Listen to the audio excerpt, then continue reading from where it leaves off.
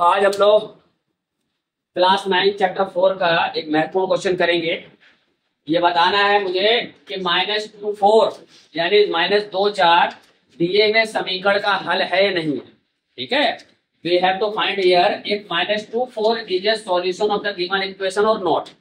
How can we find? I am going to tell you. मैं आपको बताने जा रहा हूँ कैसे पता करेंगे इसको। बहुत ही महत्वपूर्ण क्वेश्चन है, इससे रिलेटेड बहुत सारे क्वेश्चन बनेंगे। पहले सिंपल क्वेश्चन हम लोग देखते हैं। -2 4 बताना है, इसका हल है नहीं तो क्या करेंगे? x की जगह -2, ये पहला x कहलाता है, दूसरा y कहलाता है। तो x की जगह -2 रख दिया तो 2 दूनी 4 और y की जगह 4 रख दिया, 4 दिया 12। दोनों माइनस के एक जैसे साइन के हमेशा जुड़ जाते हैं, एक जैसे इनके क्या होते हैं, जोड़ देते हैं। तो 12 और 4 कितना हुआ? 16। 16 और ये 5 है, ये दोनों बराबर नहीं है। ये माइनस का 16 आ रहा है, इधर का पक्ष माइनस का मतलब 16 आ रहा है, उधर का 5 बराबर नहीं आ रहा है। यदि दोनों तरफ का बराबर आ जाए, यदि बराबर के एक तरफ का हिस्सा बराबर के दूसरी तरफ का हिस्सा यदि बराबर आ जाए संख्या में भी और चिन्ह में भी, तो वो हल हो जाए।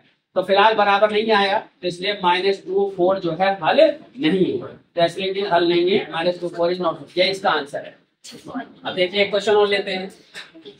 x - 2y = 4 है और ये बताना है कि 0 2 इसका हल है या नहीं है। मैंने बताया आपको अभी कि पहला वाला x होता है, दूसरा वाला y। यहाँ तक किसी को डाउट है? नहीं। तो देखो जहां x है उसकी जगह लिख दो, तो x की जगह 0 लिख दिया। यहाँ पे कोई संख्या नहीं है तो किसी गुणा नहीं होगी। ठीक है, वैसे बगल में एक मानते हैं। उसके अलावा यहाँ पे क्या है? 2 और y का मान कितना है? 2। तो यहाँ क्या है? मल्टीप्लीकेशन दोनों से, और बराबर क्या है? 4। अब 0 और 2 दूनी -4 और ये 4, 4 में से 0 गया तो वही 4 आ जाएगा। अब देखो 4 4 तो एक जैसा आ रहा है, लेकिन चिन्ह अलग अलग आ रहे हैं, तो इसलिए बराबर नहीं माना जाएगा। तो क्या लिखेंगे? देखिए अब दोनों ही बराबर आ रहे हैं संख्या में, लेकिन चिन्ह बराबर नहीं आ रहा है, इसलिए बराबर नहीं। तो क्या लिखेंगे? 0 2 हल नहीं है।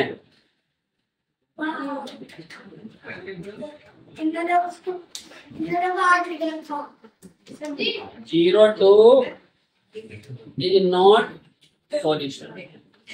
ठीक है, ये बताना है हमें कि k ज्ञात करो यदि x बराबर 2 y बराबर 1 समीकरण 2x + 3y बराबर k का एक हल है। यानी find k if x = 2 y = 1 is the solution of the equation 2x + 3y = k।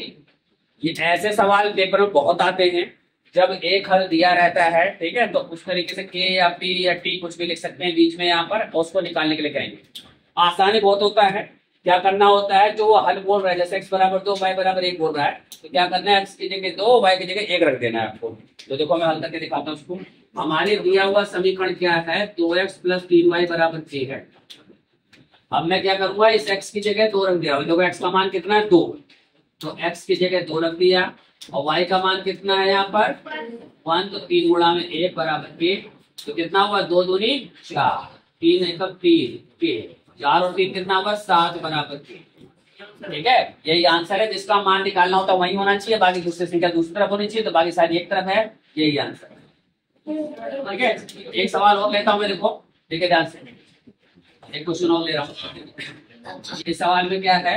-2 3 2x + 2p + 1 × y = 5 का एक हल है। ठीक है, तो p क्वेश्चन मार्क होगा, यानी p हमें ज्ञात करना। ठीक, तो देखो मैं तुम्हें ज्ञात करके दिखा रहा हूँ p का मान।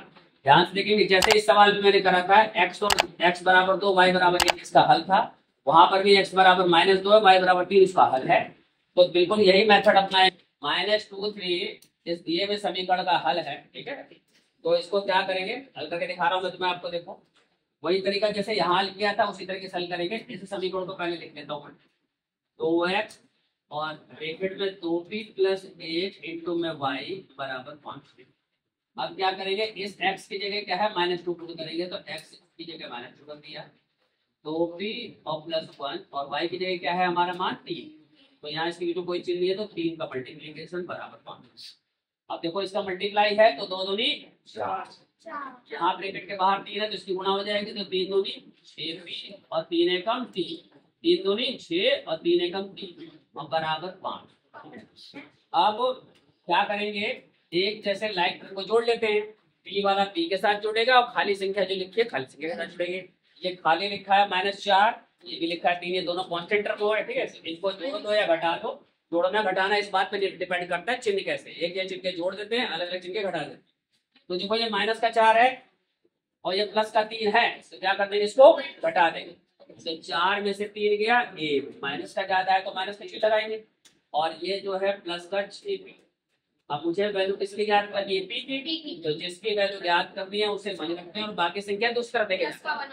तो देखो माइनस का 1 पहले ले जाओ, जो पी के साथ प्लस माइनस में रहता है पहले उसे ले जाते हैं, 6 मल्टीप्लीकेशन में है तो बाद में जाएगा, ठीक है। तो पहले 1 को उधर ले जाएंगे, तरीका वो ये जैसे ही उधर ले जाएंगे तो प्लस का हो जाएगा।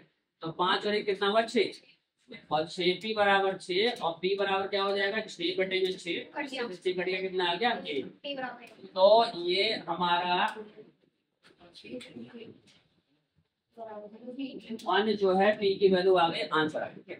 ये क्वेश्चन अक्सर पेपर में आता है, ठीक है, मोस्ट इंपोर्टेंट क्वेश्चन है, इसको अच्छी तरह समझ लीजिए। एक थोड़ा आसान बताया, थोड़ा टफ है क्वेश्चन, ऐसा सवाल पेपर में जरूर आता है, इसको ध्यान रखिए। कोई टीचर चौथे चैप्टर से क्वेश्चन देगा तो इस टाइम क्वेश्चन जरूर देता है, ठीक है, इस पर बहुत फोकस करेंगे, करके देखेंगे आप, ठीक है। यदि आपसे सवाल नहीं होता है, मैथ्स में दिक्कत होती है, तो आप उन्हीं क्वेश्चनों को पहले करके देखें जिनको मैं करवाता हूँ, बाद में फिर एक्स्ट्रा क्वेश्चन करके देखें, ठीक है, ताकि बेस क्लियर हो जाए।